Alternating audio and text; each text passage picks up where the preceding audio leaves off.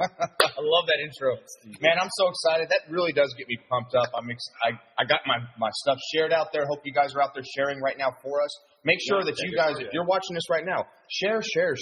Get this out there because we're about to drop some great knowledge. We're about to bring some solutions for you, your business, for everyone out there. Let's get it going. Today we have a special guest. And the special guest is an amazing person. I've actually... You might have heard of him. You might have heard of this guy. You might have seen him on social media. You might have seen some of his posts. You might have seen some of his podcasts. You might have seen some of his everything that he does. I'm excited to have him. It's Sandy. Ooh, He is... Man, he needs a little bit more of a build-up than that. Build up he for me, is a problem solver from coast to coast, continent to continent. He is not just a solutionary, but he is also known as the Solutionist. He is Sandy Cerami. Welcome. My man. What's up, fellas? What's up? Good morning, man. We appreciate you for being here, folks. This guy is awesome. We've been having a conversation for about 20 minutes before the show started, and the conversation we should have went live with that because it was some really good nuggets in that alone by itself. We were dropping content all over the floor for 20 minutes, like a couple of dopes here, you know. We should have just hit a record button or something, but that's okay. Just that little bit of time was just a little bit. We're going to drop some really good knowledge here. I know that Sandy's going to bring some stuff. Good prime. I'm excited to hit him with this 5-liner because that's cool. I want to really hear the backstory of Sandy. I want to see where he comes from. I want to see what his motivation is. So I'm pumped up about that this morning, Lou. We are really, really excited to have you in here. There's so much that's stirring inside of the auto industry. And there's so many people that are actually starting to get a seat on this ride and try to envision going someplace that they've never been before. The business is going someplace that it's never been before, and the potential for growth is huge. And there's so many people that are actually spotting it out, like saying, there, you guys see it? And trying to get others to get it, right? And it's literally in his name, the Solutionist. He is trying to find a way where there is no way. We're just welcome. Thank you so much for being here this morning. I appreciate it, guys. I've been looking forward to it. You know, Fred and I have been back and forth on social media for a couple of months now. I literally caught him on IG. I said, that dude has energy. I need to be around that. And we literally cultivated a relationship vis-a-vis social media, which is what I love about it. Absolutely. And that's been what's beautiful. Like, I think a lot of people, smart people out there during this whole situation that we've been through, during quarantine, during this, during that, have taken advantage of social media, have used it to the fullest, much better than they were before. Because this social media game, wow, there's so much out there. You can literally become best friends with somebody without ever meeting them. 100%. And that's the way this world is starting to become. But is that a good thing or a bad thing? I think to me, it's great. Is there some sad? Yeah, I think a little bit of both, Fred. I think you're 100% right. I think that there are some really positive aspects to it. There's also some drawbacks. I don't think that it should be just the social media piece. I think there's an element of the hierarchy in this world that is trying to drive it that way. Maybe the folks in Silicon Valley. I don't know. Just a thought. But I think you have to have the ability to communicate and connect on both a social media level, but also an interpersonal, live and in-person level too. I think that both of those skills will serve people very well. Absolutely. There's another nugget for you guys. There is. We're in technology land, right? Yeah. And so, but it doesn't take away the human. Yeah. People are able to not just buy their car or find the right vehicle online. They're able to find a spouse on the internet. Absolutely. Cars, wives, husbands, boyfriends, girlfriends. And then when you find out later on that person's digital presence is a whole other person, it becomes a reality check in many cases, which is the same thing that happens when people are buying something, right? When people are searching to get something, it's like, okay, your digital presence is this, and my expectations are high. So it's important that we make sure to bridge that gap that says, hey, you are this person that you project to be. Sure. And you're also delivering something even better when they get the real thing, when they get to really shake a hand or hit an elbow or something. Lou, that's $1 million point. right? What you just said is $1 million point. First of all, we call that in the car business days gone by bait and switch. All right, let's be clear about that. Yes. But what you just said is spot on. When you can exceed the expectations that people have based on an online experience that they've had with you or a social media experience when you're live and in person, then you've got something. That's magic. That's right. That's right. Just like Car Guy Coffee. So car guys and car gals, we wanted to let you know that if you go to carguycoffee.com, you can see all these previous episodes. You can also get you some of this caffeinated consistency because this is a true car guy that's in here and he's sipping solutions inside of the cafe. We want to thank our sponsors this morning. Thank you, Elite FI Partners and Think Ad Group. Woo! Thank you so much for being here. Thank you very much. These two groups are amazing. They are solutionists in their own right.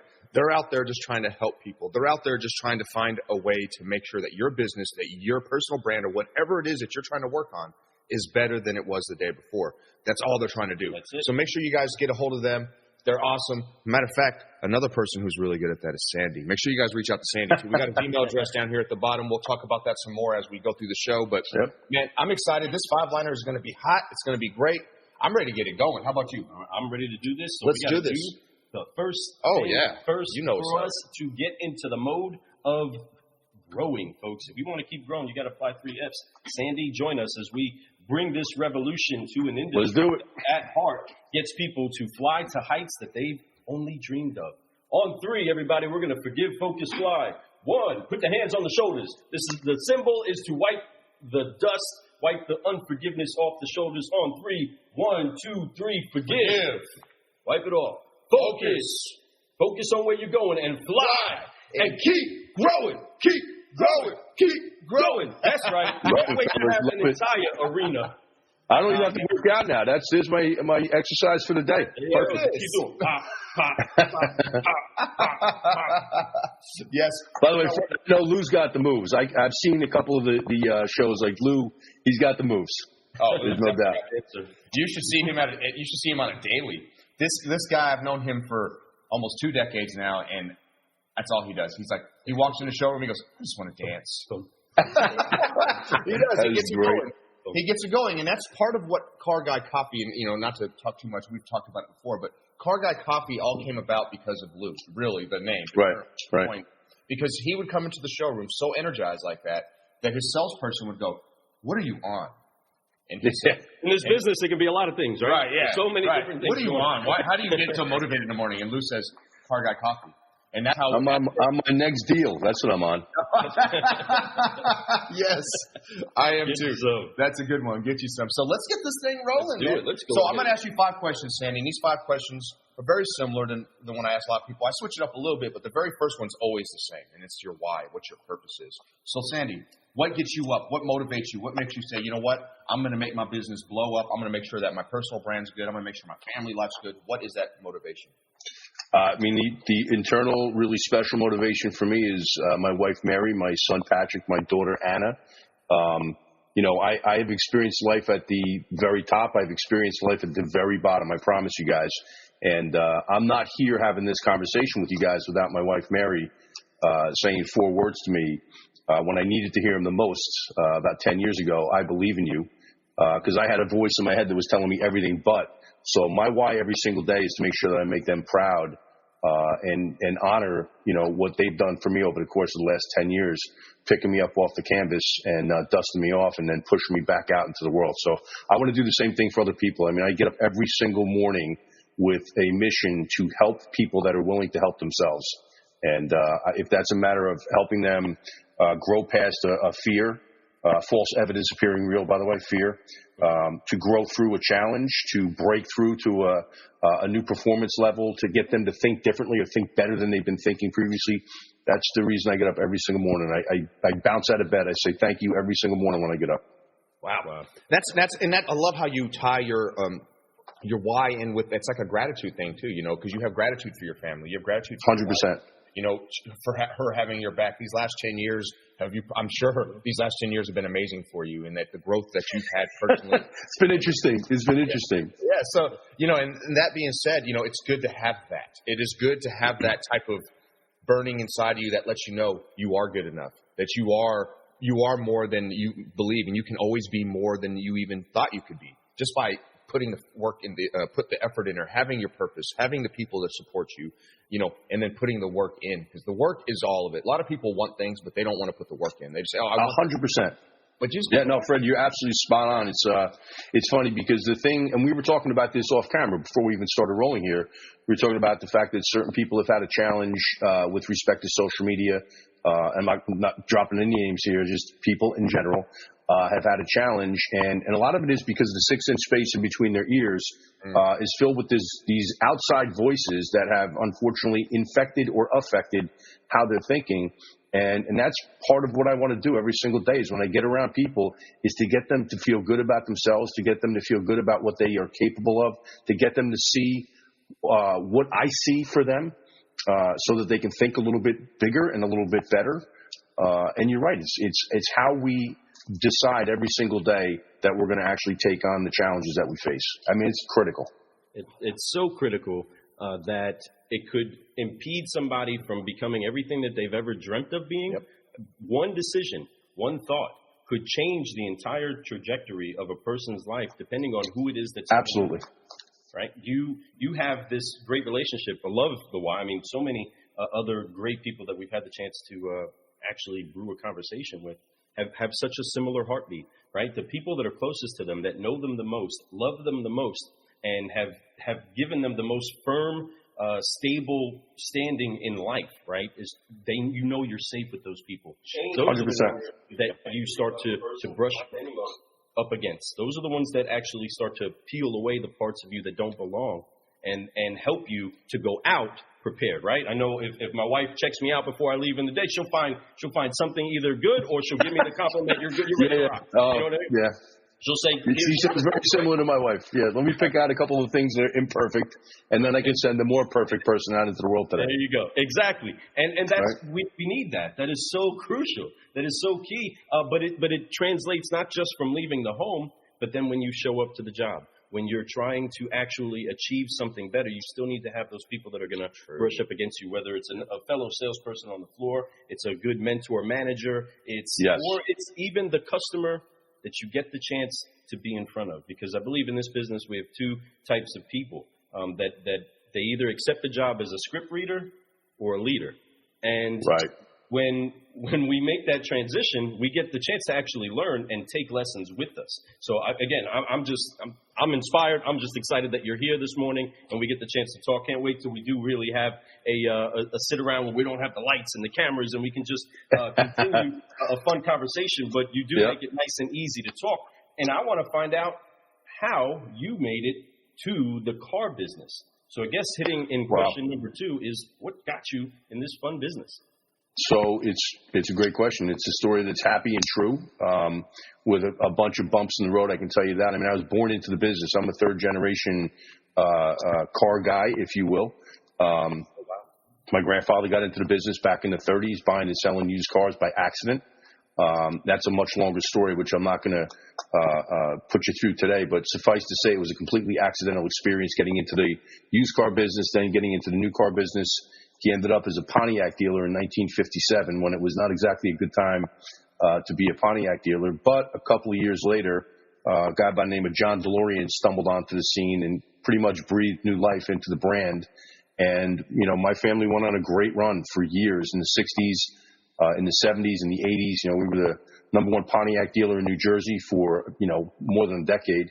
I claim no credit there. I was a kid running around the dealership lot at 6, 7, 8 years of age, washing cars, changing license plates, anything I could do to be around the business. I love the people of the business. I don't know a damn thing about fixing a car.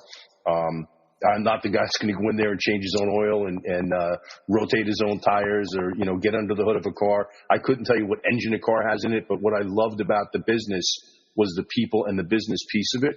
And I had the good fortune of coming into the business after, you guys familiar with the Anheuser-Busch scholarship program that was sponsored by the Blutarski family?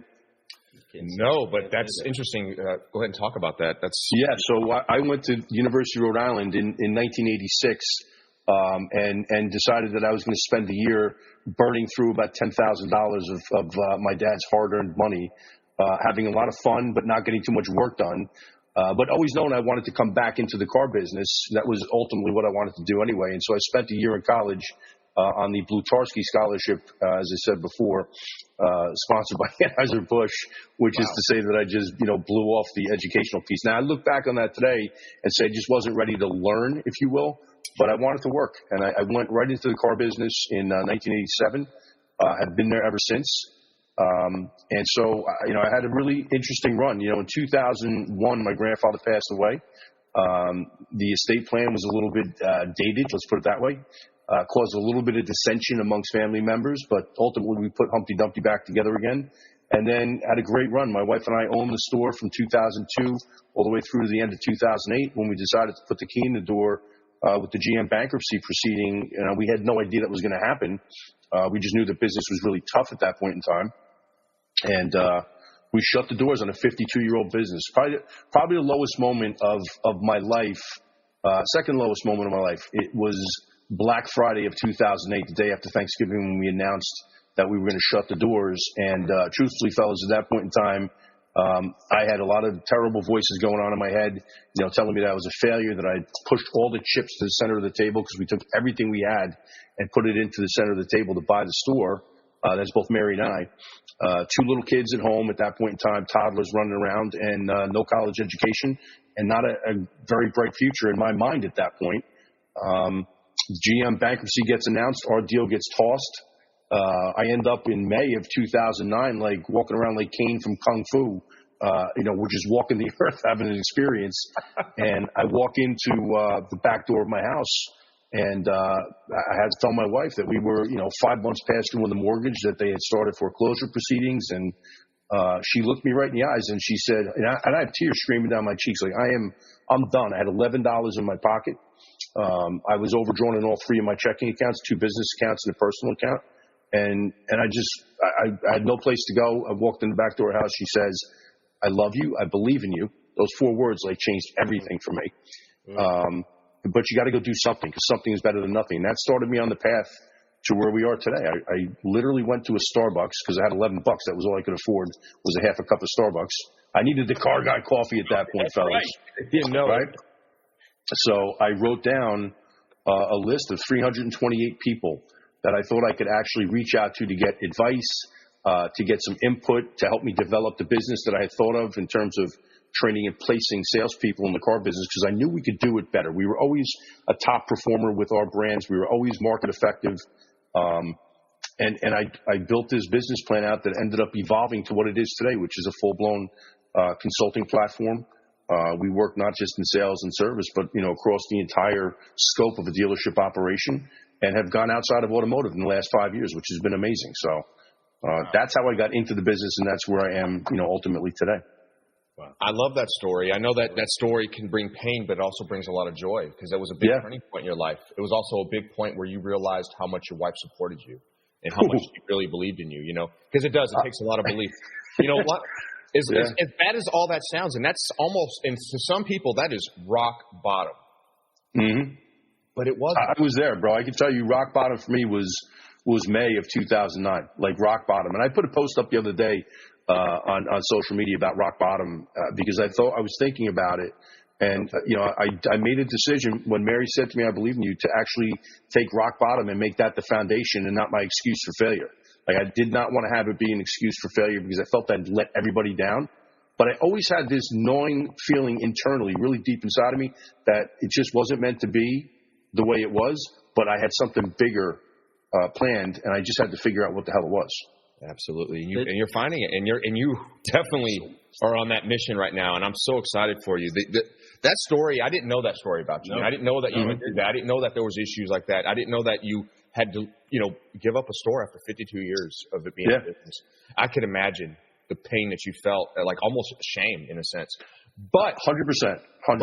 But the beautiful thing is the support system. That's what's so beautiful about having that partner in your life, your battle buddy, and that's your wife. Your wife. Yeah. Lose my battle buddy here, but when it comes to my life, my wife is my battle buddy. Yeah. And to have that type of support, you're very fortunate to have that. So your wife is a good woman. I feel like she's know that a superhero, bro. You brag about her all the time. I've heard it, I've seen it, so I know how much that she means to you. how she is a huge key part of your life. So I'm glad that you honor her like that, because that's huge for people. A lot of car guys don't. A lot of car guys put their wives to the side and don't even. They don't have to do nothing. No, that is. Well, listen, I have not earned my wings yet, Fred. I got to tell you right now. Like, there are days when she probably wants to just run me over with the car. I get it, but you're right. I wouldn't be here otherwise. Like, I tell you flat out, those 4 words, "I believe in you," changed everything for me. Everything. If you guys have ever been to a wedding, anybody out there been to a wedding, you've probably heard a scripture that sounds similar to, "He that finds a wife finds a good thing." She is the good thing, right? Amen. She is the good thing of my life. I know my wife is exactly what keeps me standing upright, right? So no matter balance, right? It's balance for us. That's right. No matter how far down we go, there's something inside of them. There's that innate mother in them also that helps to raise you back up and say, wipe it up, suck it up, and go get out there and yes, you deserve better. You 100%. deserve better, right? There's no mother out there that doesn't fight like heck to make sure that their child gets what it is that they're supposed to get. No doubt. And when a woman grabs a hold of a man and says, you're going to be everything that I think you're supposed to be, and you're going to be everything that I know you're created to be, and they help to put in that belief, and you're always comforted by their love regardless of who you are. That's the great thing about having a good, healthy relationship, because it helps you to bounce back. Amen to that. Yeah, and I tell you, fellas, I think it transcends just, the husband and wife or the spousal partner relationships. Think about how we want to impact people out there. I was talking about it before, helping people see what they truly can be, to me is the gift that I want to give every single day. When I have an opportunity to interact with somebody, where we're doing hand-to-hand stuff in dealerships, and I see somebody struggling, or I see somebody that's like just a degree off from where they should be in order to explode their success. I feel it's my job, it's my mission when I'm working with those folks to get them to see that, right? To support them, to speak into them the kind of hope and the kind of faith that I have in them, so that they can adopt that for themselves. I think it's critical. And that's a challenge. That's such a challenge, because you're trying to tell them, I see this, and they don't see it yet. It takes time, Lou. You're right. It's not. Nobody gets it like that. There's never that like immediate aha moment. You'll have the lights go off when I'm doing a presentation. You'll see people where they have that aha moment. They'll hashtag WTSD, as we see on my coffee cup. Write that shit down. If there's something that's worth remembering or something that's made an impact, you got to write that shit down. When I see that happening, I know they've at least started that process. Right. What I want to see them do is to continue to take those steps. And that's why it's got to be something that you continually positively reinforce over time, because nobody gets it like that. It's like your kid walking, right? Think about this. You guys have kids? Oh, yeah. I know Fred does. Lou, you got kids. Okay. So when your kids first started walking, they took the first 2 or 3 steps and then they fell down. We didn't walk away and say, well, that one's not a walker. I'm not going to help them any further. You keep helping them along. It's no different when we teach and develop people. That's exactly what we're doing. That's a nod to my man Vin Lamant, by the way, because that's his line. Yeah. I love that. That one's not a walker. It's not a walker. Forget it. Sorry.